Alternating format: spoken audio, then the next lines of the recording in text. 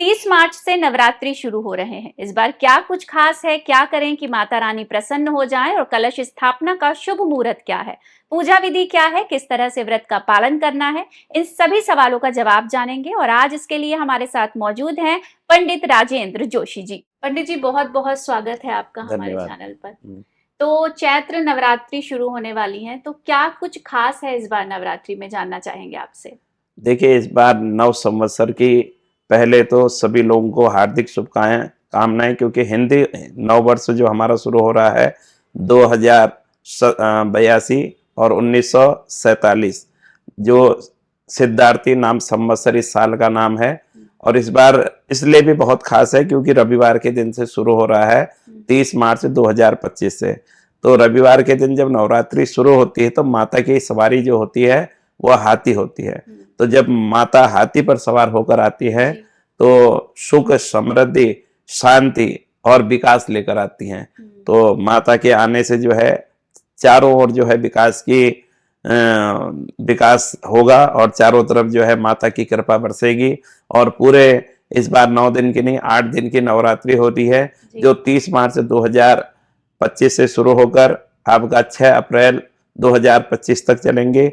और इसमें 8 दिन जो है माता की कृपा सभी जातकों पर और सभी राशियों पर विशेष कृपा बनाएंगे। और हाथी पर सवार होकर आने से सबसे अच्छी तो हमारे यहाँ किसानों के लिए बहुत बढ़िया है। इस बार खूब पैदावार होगी और अन्न जल की भी कोई कमी न रहेगी और खूब वर्षा का भी योग है। तो इस बार जो है नवरात्रि सभी के लिए बड़ी शुभदायक है।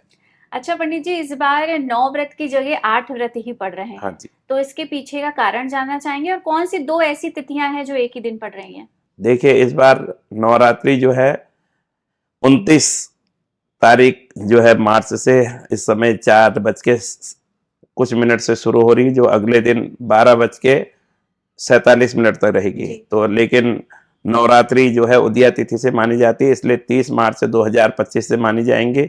और जो दो तिथियां एक साथ पड़ रही है वो द्वितीया और तृतीया पड़ रही है। तो द्वितीया और तृतीया का व्रत जो है एक ही दिन पड़ेगा, इसीलिए 8 दिन की नवरात्रि इस बार मनाई जाएंगे। अच्छा, मतलब अगर जो नौमी कन्या पूजन होगा वो 6 तारीख को 6 होगा। तारीख को। ठीक है। अब हम आपसे जानना चाहेंगे कलश स्थापना का शुभ मुहूर्त क्या है? देखिए, सुबह 30 मार्च 2025 को सुबह ब्रह्म मुहूर्त से लेकर 12:47 तक जो है कलश रखने का विशेष मुहूर्त है। और इसमें जो अभिजीत मुहूर्त दिन में 12:21 से दिन में 12:01 से लेकर 12:57 तक है, जो इसमें अभिजीत मुहूर्त है। उस समय कलश स्थापन का विशेष महत्व कहा जाता है, लेकिन जो है सुबह प्रातः काल ब्रह्म मुहूर्त से लेकर कभी भी आप जो है घट स्थापना कर सकते हैं, इसमें किसी प्रकार का कोई व्यवधान नहीं है। अच्छा, हम पूजा विधि भी जानना चाहेंगे। बहुत से लोग होते हैं जो पहली बार कलश स्थापना इस बार करना चाह रहे होंगे, इतना शुभ संयोग बन रहा है, तो किस हिसाब से कैसे कैसे वो क्या क्या करके अच्छे से कलश स्थापना कर सकते हैं? देखिए, इस बार तो पहली बार 100 साल बाद ऐसी युति बन रही है कि 5 ग्रह आपस में एक साथ मिल रहे हैं, जिसकी युति के कारण जो है 100 साल बाद ऐसी नवरात्रि जो चैत्र नवरात्रि हमको मिल रही है। तो इसमें पूजा करने से एक तो हाथी पर सवार होकर माता आ रही है, तो सभी जातकों के लिए शुभ है, सभी राशियों पर इसका अनुकूल असर पड़ेगा। तो इस बार हम प्रातःकाल सबसे पहले उठें और स्नान ध्यान करके पूरे घर को अच्छे से साफ सफाई करके फूल आदि से सजाएं। और उसके बाद जो है भगवान के मंदिर में जाकर जो है विधि विधान पूर्वक जैसे आप स्नान कराते भगवानों को स्नान कराएं।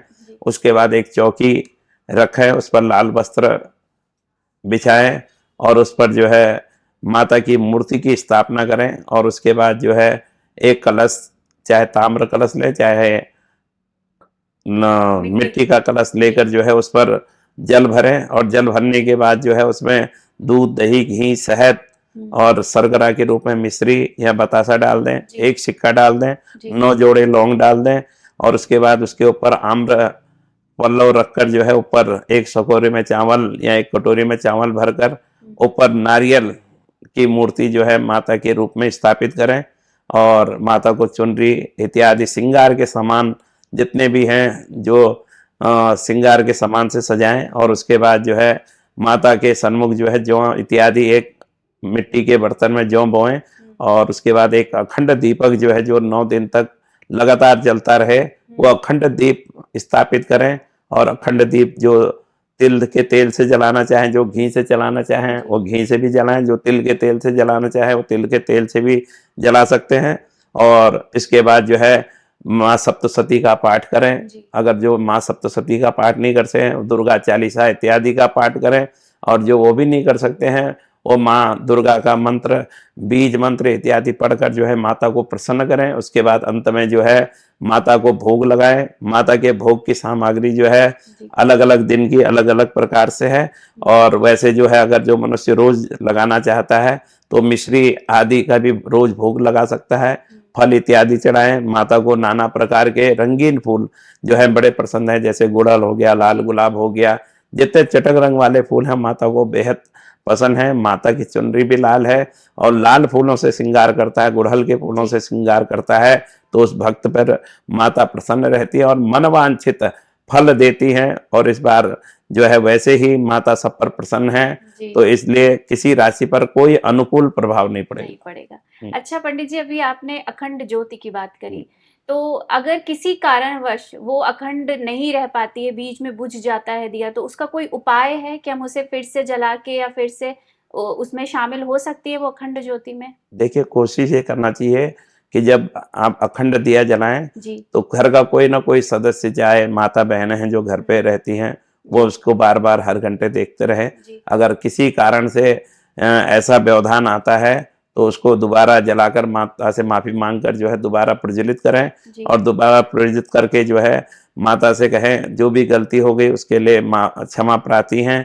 और इस प्रकार जो है जो अखंड दीपक जलाता है तो माता जो है 9 दिन उसके घर पर वास करती हैं और मनवांछित फल देती हैं। इसलिए कोशिश करिए कि अखंड दिया 9 दिन तक जो है लगातार जलता रहे, उसमें किसी प्रकार का व्यवधान नहीं आए। अगर व्यवधान आ भी जाए तो माता से माफी मांगकर जो है उसको दोबारा जला कर जो है आप आगे उसी प्रकार जो है उसको 9 दिन तक जलाएं। अच्छा, आपने अभी कलश स्थापना के टाइम जो पूजा विधि बताई तो उसमें जौ का बोना भी बताया। हाँ। उसका महत्व भी आपसे जानना चाहेंगे। देखिए, चैत्र नवरात्रि हो या शारदीय नवरात्रि हो तो फसल के हिसाब से, क्योंकि भारतवर्ष में जो है फसल का बड़ा महत्व दिया गया है कि हमारा जितना भी फसलें हैं वो सारी फसलों से ही हमारे अर्थव्यवस्था चलती है। तो माता के प्रभाव जो है उन फसलों पर रहे और अच्छी फसलें हों, भारत में अन्न की कमी न रहे, इसके लिए जो है हम लोग जौ बोते हैं और हर जना अपने घर में जौ बोता है। तो इसका यही महत्व होता है कि हमारे खेत खलियान जैसे माँ की कृपा से हमारे घर में लहला रहे हैं, वैसे ही हमारे पूरे देश में जो है किसी प्रकार के अन्न की कमी न रहे, अन्न के भंडार हमारे माता की कृपा से हमेशा भरे रहे। अच्छा, ये जो 9 दिन का व्रत हम लोग रखेंगे, इसमें किन चीजों का ध्यान रखना है? देखिए, पहला तो क्या है, प्याज लहसुन सबसे पहले वर्जित है। कोशिश करें कि इन 9 दिनों में प्याज लहसुन चाहे व्रत रखें चाहे ना रखें, लेकिन प्याज लहसुन का परहेज करें, मांस मदिरा इत्यादि का जो है परहेज करें। और जो लोग व्रत रखते हैं कोशिश करें कि एक टाइम अगर भोजन नहीं रह सकते तो एक टाइम भोजन करें, नहीं तो जो है फल इत्यादि दूध इत्यादि से जो है रात को भोजन इत्यादि कर लें।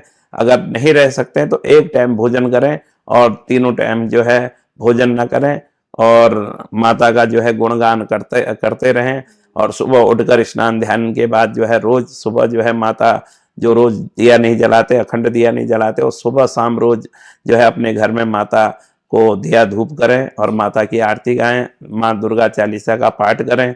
जो मनुष्य 9 दिन अपने घर में माता की स्थापना करता है, दुर्गा पाठ करता है, दुर्गा सप्तशती पढ़ता है, उसकी सभी कामनाएं जो है माँ भगवती पूर्ण करती हैं और अपनी कृपा उस पर बनाए रखती हैं। जी। अच्छा, 9वीं वाले दिन कन्या पूजन करते हैं, तो उस कन्या पूजन में हम कैसे करें और क्या कुछ करें कि माता रानी प्रसन्न हो जाए? देखिए, पहले तो कोशिश करनी चाहिए। आजकल एक प्रथा चली आ रही है कि कोई भी मनुष्य रोड पे हो, किसी मंदिर के बाहर हो, कन्याएं 9 वर्ष से पहले, तो 9 वर्ष से कम की जो कन्या है उसको कन्या पूजन का अधिकार माना जाता है। तो इसलिए 9 वर्ष से बड़ी कन्या का जो है कन्या पूजन में इस्तेमाल ना करें। और 9 वर्ष से जो छोटी कन्याएं हैं उनको अपने घर पे बुलाएं और कोशिश करें अपने हाथ से बना हुआ भोजन उनको कराएं। आजकल क्या है कि हम कोई जलेबी ले आ रहा है, कोई मिठाई ले आ रहा है, कोई कुछ ले आ रहा है, इन चीजों को वर्जित करें। अपने हाथ से माता का भोग बनाएं। चना है, पूरी है, खीर है, हलवा है, ये सब चीजें माता को प्रसन्न करने वाली हैं। तो आजकल क्या करते हैं आदमी, नवमी के दिन गए, रास्ते में बैठी हैं लड़कियां, वहीं पर खिला दे रहे हैं, मंदिर के बाहर बैठी हैं खिला दे रहे हैं। तो इस प्रकार माता का जो है अनादर न करें। अपने घर में कन्या को बुलाएं, बड़े विधान पूर्वक उन प्रात में उनके पैर धुलें और उन धुले हुए पैरों के जल को अपने घर में छिड़कें, अपने ऊपर छिड़कें, ताकि माता की कृपा हमारे घर पर बने। उसके बाद एक अंगोछे से उनके पैरों को पोंछें, फिर उनको उचित आसन, ये नहीं कि नीचे बैठाएं, आसन लगाएं और आसन लगाकर 9 कन्याओं को बैठाएं। उनके बाद उनको तिलक करें, तिलक करने के बाद उनको दक्षिणा देवें। उसके बाद भोजन इत्यादि जो है, जो घर में बना हुआ हो भोजन हो, वही कन्याओं को कराना चाहिए, जो शुद्ध हो, यानी शुद्ध देसी घी में बना हो। और इस प्रकार जो मनुष्य करता है उस पर वर्ष भर माता की कृपा बनी रहती है। आज इसीलिए हमारे पाप कर्म बढ़ते जा रहे हैं, क्योंकि हम लोग जो है उचित रूप से पूजा पद्धति पर विश्वास नहीं कर रहे हैं और जैसे और लोग कर रहे हैं उसी प्रथा पे हम लोग चल जा रहे हैं। लेकिन जो पूजा का विधान है, कन्या का पूजन है, वो अपने घर पे ही करना चाहिए। जी, बहुत बहुत धन्यवाद पंडित जी। और इस बार जो है, जो संयोग बन रहा है इतना अच्छा, कुछ आप उपाय भी बताना चाहेंगे हमारे दर्शकों को कि क्या कुछ करें जिससे माता रानी प्रसन्न हो जाए नवरात्रि देखिए, में? नवरात्रि में इस बार कोशिश करिए कि हम 9 दिन व्रत रखें और 9वें दिन जो है अपने घर में हवन इत्यादि करवाएं। और हवन इत्यादि के बाद जो है कन्या पूजन करें। कन्या पूजन के बाद जो है अपने बड़े बुजुर्ग जितने हैं उनका आशीर्वाद लें। और आशीर्वाद लेने के बाद जो है माता, 10वीं के दिन माता को विसर्जित करें। और माता की विसर्जन की भी बड़ी अच्छे तरीके से करें। ये नहीं कि कहीं पर भी, आजकल आप देखते होंगे जहां भी नवरात्रि खत्म हो गई, चौराहे हमारे पड़ जाते हैं और कई पेड़ों के नीचे जो है लोग छोड़कर चले जाते हैं। और उससे हमारी आस्था को बड़ी ठेस पहुंचती है कि हम 9 दिन उनकी सेवा करते हैं और 10वें दिन जो है उनको किसी चौराहे पर किसी पेड़ के नीचे फेंक कर चले आते हैं।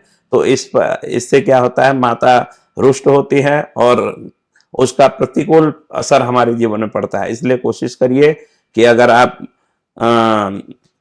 नदी में नहीं प्रवाहित कर सकते हैं तो कहीं अपने ही गार्डन में किसी पेड़ के नीचे जो है प्रवाहित करें, या कहीं पर उचित स्थान देखकर जो है माता को विसर्जन करें। ऐसा नहीं कि कहीं चौराहे पे छोड़ दे, किसी पेड़ के नीचे छोड़ के चले जाएं। इस प्रकार के कार्य कदापि नहीं करना चाहिए। बहुत बहुत धन्यवाद पंडित जी, आप आए, हमें समय दिया, आपने नवरात्रि के बारे में इतना सब कुछ हमारे दर्शकों को बताया। बहुत बहुत धन्यवाद।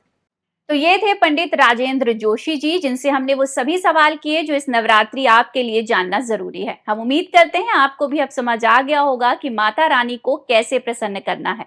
तो आप सबको भी नवरात्रि की हार्दिक शुभकामनाएं।